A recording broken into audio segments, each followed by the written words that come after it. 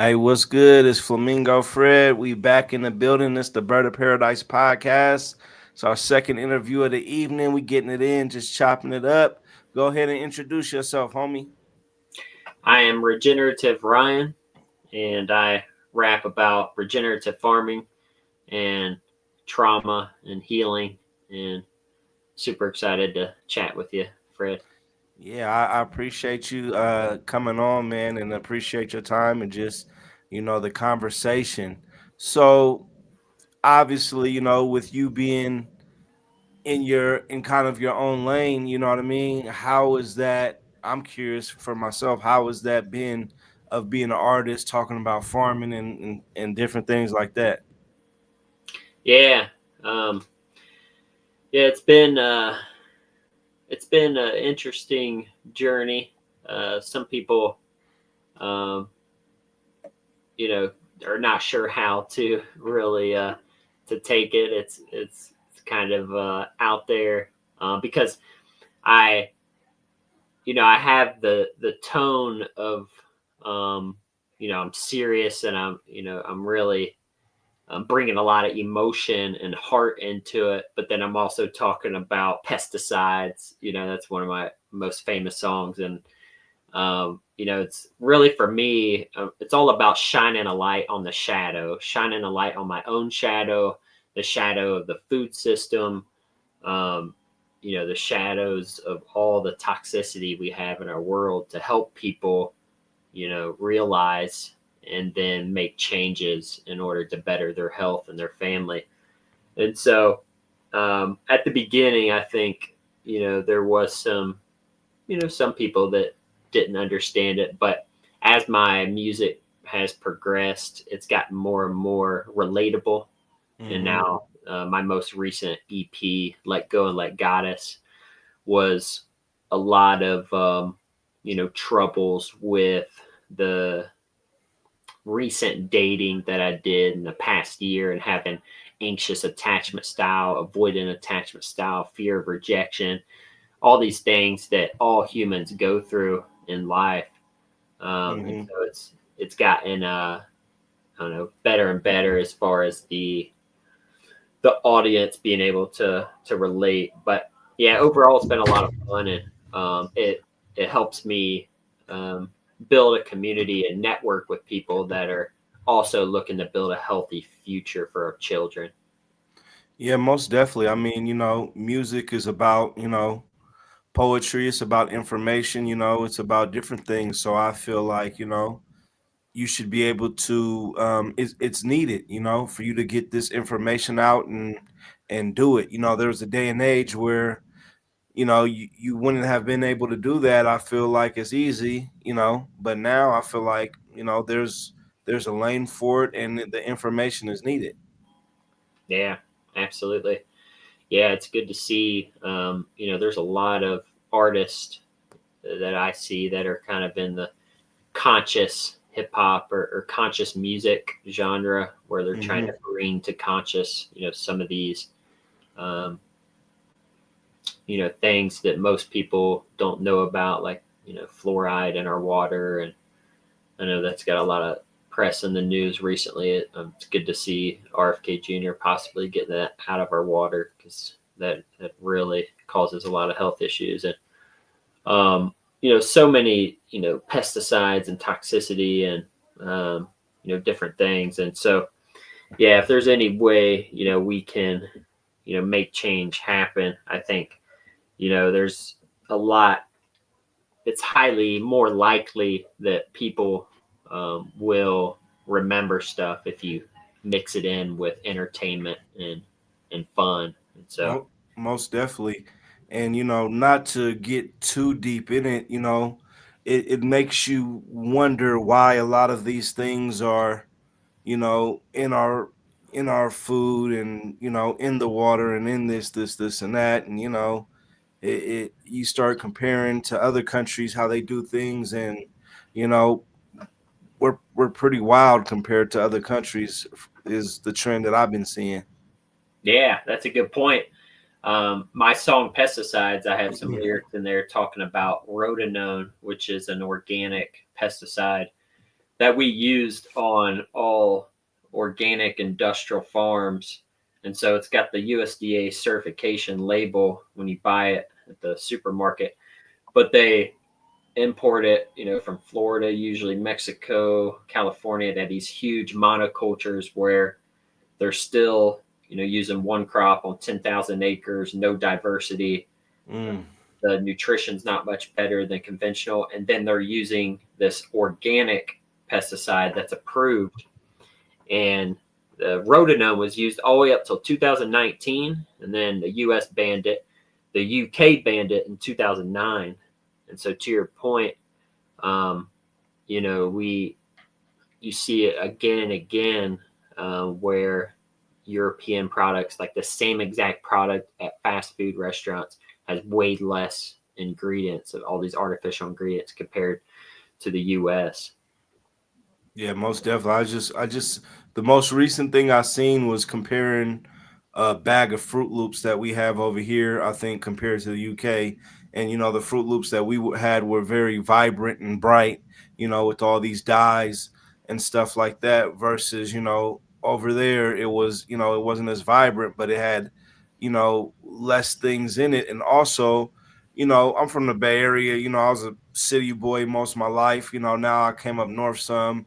I would like to do some more farming and do different things. But, I've seen, and I don't know if this is out there, but there are things that I've looked into that are supposed to keep things away. You know what I mean?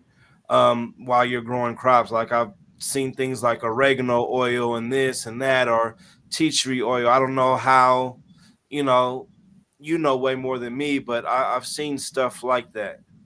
Yeah, yeah. I was just working at a organic vegetable farm in Wisconsin for a few weeks, and they used like this netting that they put, all over the vegetables, and it's tricky because you have to put the netting up, just at the right time, so you allow the good bugs to come in, but you don't want to trap the acrinids or the bad bugs that are going to eat, all of the plants. And so it just takes a lot of experience and, um, you know, observation and study and working with nature instead of against it. That's really all it takes. But it's a lot more labor. I was pulling weeds for 8 hours a day. But that farm had the most frogs I've ever seen on any farm. They didn't Jeez. use any chemicals at all, and the ecosystem was just thriving. And it was so much fun to just walk around there and to just frogs hopping around everywhere. Man, it's cool seeing frogs and different stuff like that. I know, nowadays most people don't farm. Um I've heard bits and pieces where, they said it's gonna be harder and harder to get seeds. I've seen, a lot of the stuff that we have now, doesn't have seeds in it, you know. Um so it's kind of it's kind of crazy, and I don't think are many people are paying attention as much as they should to this. But I mean, it's important. We're eating food every day and need stuff from the earth. Yeah, yeah, I highly recommend checking out the WOOF program. It's called the Worldwide Organization of Organic Farmers, and that's where I found, I think, about 4 or 5 different farms now, and you can do like a work share where you live on the farm and you work, and they'll pay for your rent. They'll give you a food stipend, and it's really cool to do if you have any type of free time, just to get like one experience, whether it's a few weeks or a month, just to really understand how difficult it is and how important it is to buy local. Because like I said, with rotenone, that was banned in 2019, but I actually just found out another chemical we're using called BT, B as in boy, T as in Tom. We're currently spraying that at high amounts on our organic food. And so I have a presentation on my YouTube that I go into detail into this. In 2021, I did it's about a 15-minute presentation called "Eating USDA Organic is Not Enough," Mm. because the USDA does not, have very good standards. They're just have a checklist of don't use this chemical, don't use this, but you can use this organic chemical, but And at high doses. not to cut you off. And shout out Jeanette. She's tuning in. You said that's WWOOF. Yeah, the Woofer Worldwide Organization of Organic Farmers, so WWOOF USA. If you're in the USA, yeah, WWOOFUSA.org. Okay. Yeah, thank you. Because, people going to want to, you dropping some gems on us. We're going to want to look into it and, refer back to the message. Absolutely, yeah, and yeah, I actually did an update to that presentation. So if you're on my YouTube, the ultimate consumer guide to regenerative food, and I included um, some information on meat because that's something I found out about a year and a half ago.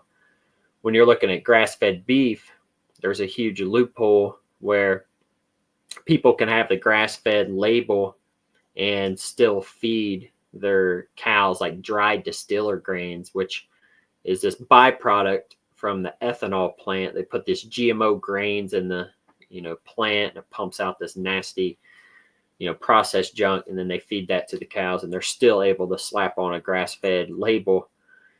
And so you really got to make sure to check for additional third-party certifications. And so I go deep into all of those on that presentation. um, so it takes a full-time job to keep up with all this stuff. No, it definitely is, and does. For the average person, a lot of people do want to eat good things and do it the right way, but the prices of things, and there's so much misinformation where people are just getting, confused, and like I said, the prices of things. I'm sure there's ways that you can, eat at a cost, at a different cost depending on what, but like I said, people are working, they have a schedule, and they don't know what's going on. Yeah, I feel it. That was my mom. Growing up, she was on welfare, raising us three brothers, and yeah, I mean, I just ate out of cans. I ate my favorite meal was a frozen TV dinner, Salisbury steak with mashed potatoes and corn that was in plastic, and we threw it in the microwave, and that Yeah. was my favorite meal. And so, love will transmute all of these toxins, so that's a good thing to remember. We have a lot of toxicity, but we also have the power, of our hearts and our souls, and with prayer, we can get through it. Yeah, most definitely. um I think, going forward, people like you, is I was looking forward to talking to you, because people like you are much needed.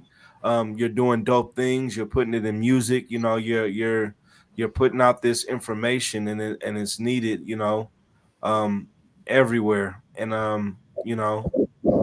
I'm in a place where there's huge, there's a lot of farming and a lot of stuff going on here, in the area. Like I said, I haven't gotten much into it, but it's something that, purchasing property, I'm definitely keeping in mind because it's something I do want to do. Absolutely. Yeah, I believe that's the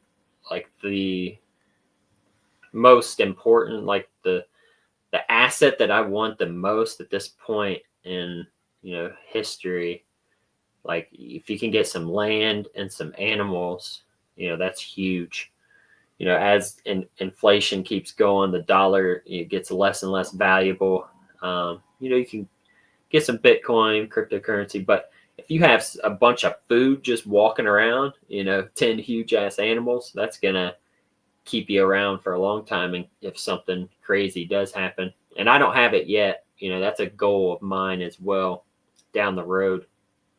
But yeah, we need more farmers. We need to really, get our children excited about, being on the farm and, knowing where their food comes from, and just eating local as much as possible, and becoming friends with farmers, asking them questions.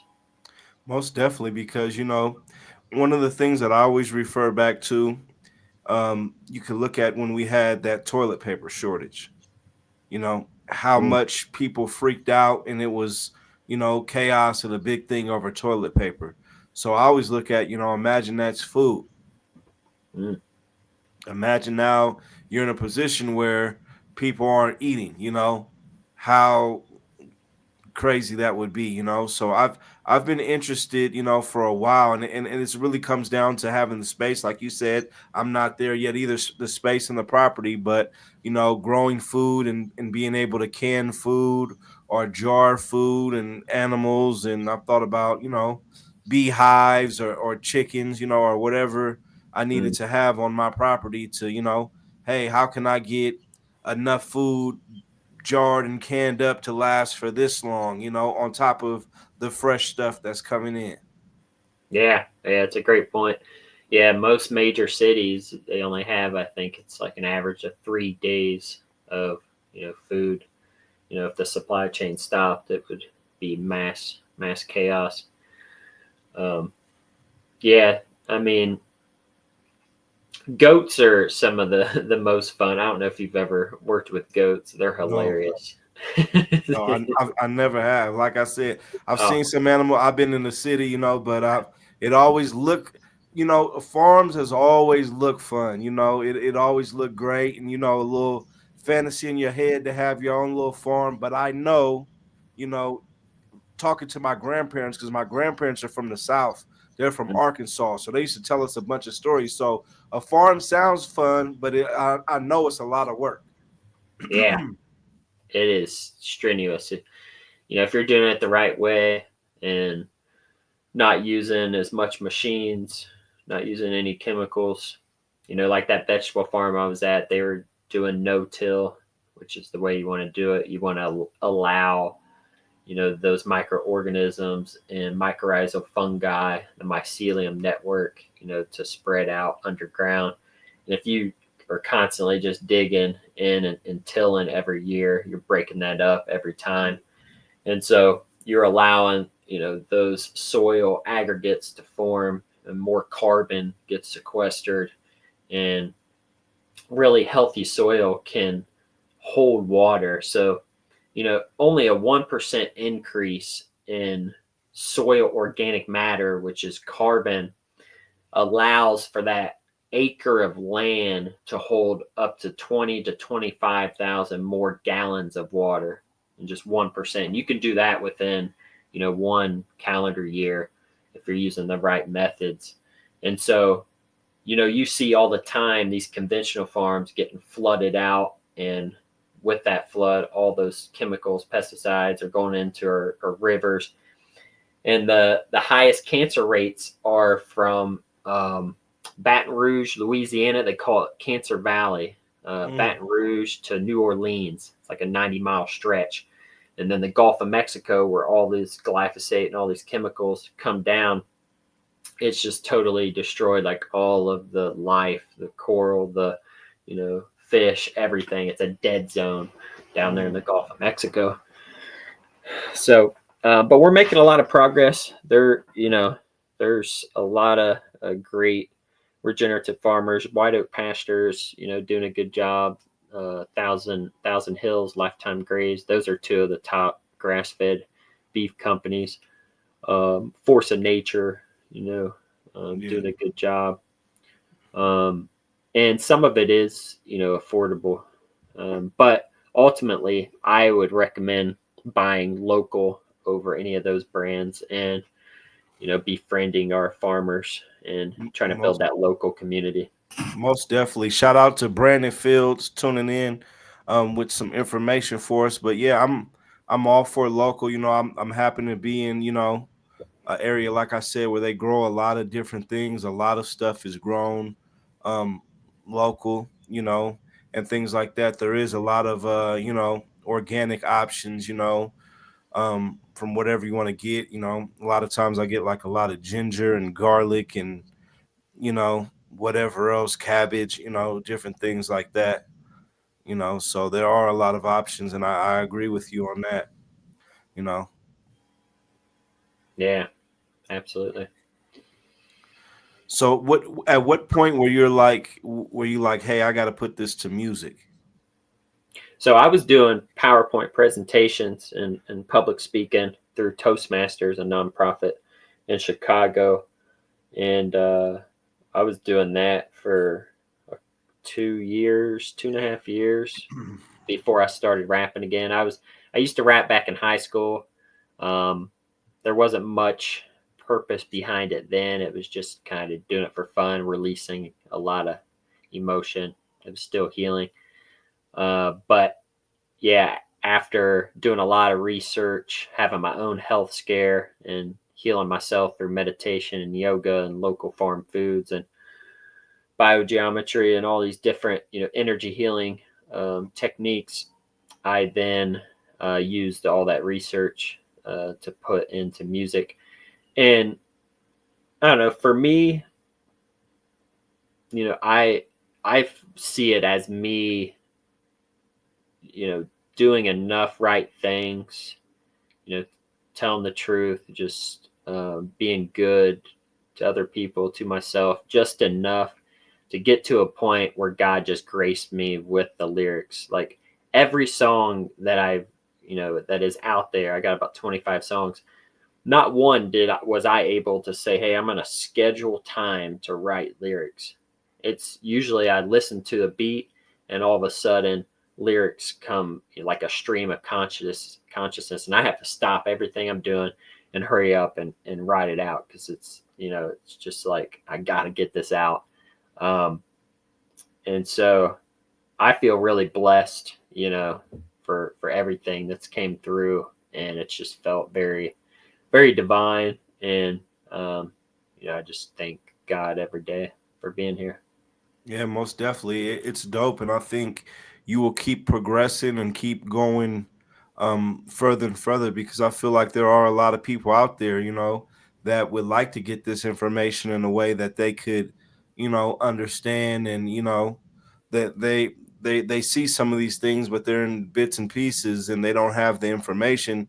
And that's a big part of what this music and the culture is about, man. Is relaying information, and it's people like you that could help change somebody's whole way of life, or change the trajectory of what somebody, oh, I was going to do this, but then I was listening to Ryan, and I need to make having some land a priority, so you're doing a lot of good work. Yeah, I really appreciate it. Thank you. And I don't say that all the time. Of course, people make music. Of course, music is dope, and everybody contributes, something in their own way. But I've never personally seen somebody doing exactly what you're doing. Yeah, I greatly appreciate it. Yeah, I really haven't seen anybody else go into the deep detail of some of the research that I've done. But there are people that have done some amazing things, and um, but yeah, I really appreciate the recognition. Oh, no problem. What do you think some of the next steps are for you to take it further? I mean, I tell my producer, like, I don't really I'm leaving it all up to God. And if I didn't sing another song, I would be so happy to just stop right now, because I've received so much healing myself, and I've seen Hmm. so much healing for other people. But yeah, I do have a inclination that God's going to work through me more, or goddess. With my latest EP, I like to say goddess more, just because a lot of religions these days leave out the feminine. And there's been kind of a lopsided shift to the masculine, and Hmm. not just in males or females. We're we're all more into the masculine ego the last several thousand years, really. But I felt and seen in my community a huge shift of the divine feminine awakening, and more cooperation and empathy and leading from the heart a lot more. And so that was really what all of my last EP was about, because I just kept trying to control my life too much, and I kept getting the message from spirit. It's like, you need to stop controlling so much. And so that song was a huge blessing, because it was a mantra that's been echoing in my head of just let go and let goddess. But yeah, to answer your question though, I would love to collaborate with more artists that are in a similar space of conscious hip hop or conscious music. Just started playing guitar about a year ago, so I'm working on that. Try to expand a little bit, and I did do a few collaborations recently with some local artists. It was a lot of fun, and I'll be releasing those new songs in the coming weeks and months. And so yeah, I've been mostly doing it on my own, the last few years, and that's what I'm really calling in, is more co-creation. And it'd be sweet to play with the band. I've done some open mic live bands here recently up in Minnesota. There's a couple different places, and that is so much fun. They have a full 6 or 8 piece band behind you, just really Yeah, that sounds blasting the good. energy. Yeah, that's so much fun. Yeah, do you ever have any fear about, speaking the truth and speaking about some of the stuff, that you're talking about? Yeah, absolutely. We've seen so many people get taken down, killed over the years for these types of things. And I think some people think Nipsey was, Hustle was taken down. I don't know if that's true or not, but that, yeah, that is somewhat of a concern. But I also feel very protected, from a lot of angels and spirit guides, and so I just continue to send gratitude to them to get me to this point, and I trust that they will protect me and whatever comes forward. And yeah, just have to keep trusting the universe moving Oh, forward. most definitely, and it'll guide you. We live in an age where and I mean it's probably always been that way. The truth looks like lies, and lies look like the truth. Mm, And sometimes people don't want the truth. It's like it doesn't matter what's right. It's you're talking about farming and money, and there's so much stuff tied into it that people are doing whatever for the almighty dollar. yeah, yeah, yeah. We just at some point, yeah, we just have to shift our values and you know put less value on the almighty dollar. And I mean, it is needed to survive, but there's also you know a push for equity across all of life. We're all, nobody's better than anybody else, no matter what you know shape or form or color or creed or religion or you know plants or animals or everything. So um, that's what I feel. In my community, this sense of oneness, it has been inching closer and closer, in certain pockets. And so I honestly don't watch hardly any news, just to keep my mental health Me you know too. straightened. I just I it's not that I'm in denial or anything. It's just I'm just focusing on what I can control, whether it's like saying thank you to a cashier, or shaking somebody's hand, or what. It's the little tiny things that make a huge impact. And so in my past, I thought I had to do public speaking like I did. I had to make these rap songs, but lately it's just been more focused on the more the day-to-day small things, understanding the huge impact that those things have. Yeah, most definitely. Who is somebody you would like to work with? um that's a good question. I like Pallades. He's got like a similar conscious hip hop style. um No Self is kind of bridging conscious and like mainstream hip hop. I like his style. Um, yeah, there's a lot of artists. You know, anybody really that is to me, it's like when I've recently inquired, working with, I'd say, about a half dozen people in the past year. It feels like Spirit kind of is choosing, like I'll be like, yeah, I want to work with you because I want to collaborate, and then stuff will get in the way, or Spirit will lead him the other way, or her the other way, or me the other way.